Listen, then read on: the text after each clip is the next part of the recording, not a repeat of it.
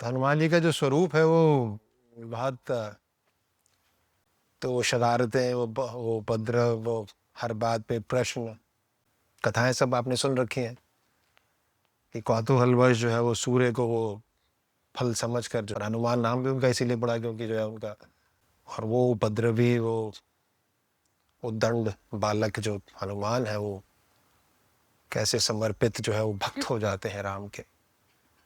तो हनुमान जी का जो स्वरूप है वो बहुत सीधा सरल है कि वानर वानर होने का अर्थ है कि उनका मन चंचल है, जीवन में वो गतिशील है। और बाल हनुमान जो है वो तो वो शरारतें, वो उपद्रव, वो हर बात पे प्रश्न, एक विद्रोह, एक अशांति, एक कौतूहल, कथाएं सब आपने सुन रखी हैं कि कौतूहलवश जो है वो सूर्य को वो फल समझ कर जो है वो इंद्र के जो है वो गजराज से जो है ऐरावत के साथ वो खेलने लगे। और हनुमान नाम भी उनका इसीलिए पड़ा क्योंकि जो है उनका जो मुख है, हनु, ये जो ठोडी है, इस पे जो है वो प्रहार कर दिया इंद्र ने। उनका मान हन है, मान का हनन हो गया, उनका हनु का तो नाम हनुमान हो गया उनका। तो एक अटखेलियां खेलता बालक, एक चंचल बस चित्त, एक कौतूहल, प्रश्नों का अंबार, जीवन की निरर्थकता और उद्देश्यहीनता जो है वो हनुमान के बाल्यावस्था में स्पष्ट रूप से दिखाई देती है। और वो उपद्रवी, वो उद्दंड बालक जो हनुमान है, वो कैसे समर्पित जो है वो भक्त हो जाते हैं राम के। ये कथा बहुत सुंदर है।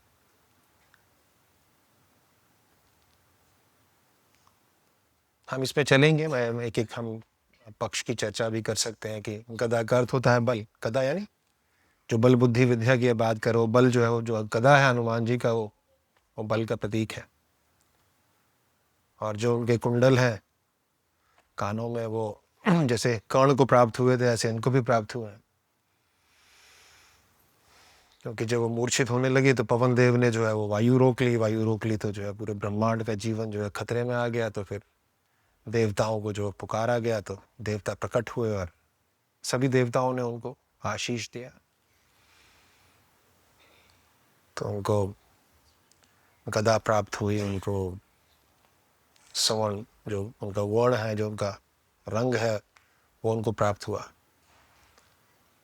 कानों में कुंडल उनको मिले। कुंडल जो है वो उनकी आध्यात्मिकता, उनके गौरव गरिमा है, उनके एक क्षत्रिय होने का प्रमाण है, उनके योद्धा होने का प्रमाण है। कर्ण यानी जिसके पास एक गौरव है, गरिमा है, जो एक स्थापित व्यक्ति है, जिसको एक सुरक्षा प्रदान है देवताओं की, जिसके पास एक आध्यात्मिक कवच है। कर्ण इस बात का प्रतीक है। कानों में जो उनके कुंडल है, सॉरी, ये कुंडल है, वो इस बात का प्रतीक है। और जनेऊ जो है वो आप जानते हैं, जनेऊ जो है वो शिष्यत्व का, भक्ति का, साधक का, ब्रह्मचर्य का।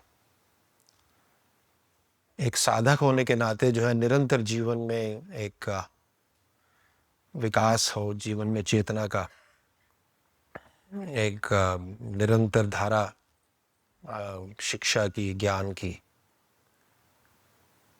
समर्पण भाव है। तो जनेऊ जो है उन्होंने, जनेऊ इसी का प्रतीक है।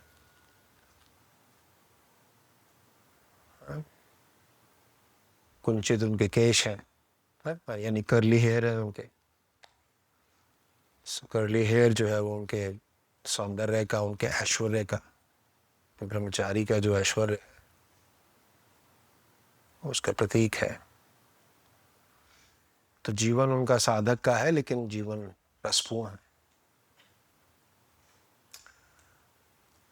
तृप्तिदायक है। ये छवि है उनकी, ये उनका चित्र है, ये रूप है उनका, स्वरूप है उनका, जिसको आप मंदिरों में, आप कैलेंडरों में, पुस्तकों में, हर जगह आप उनको देखते हैं।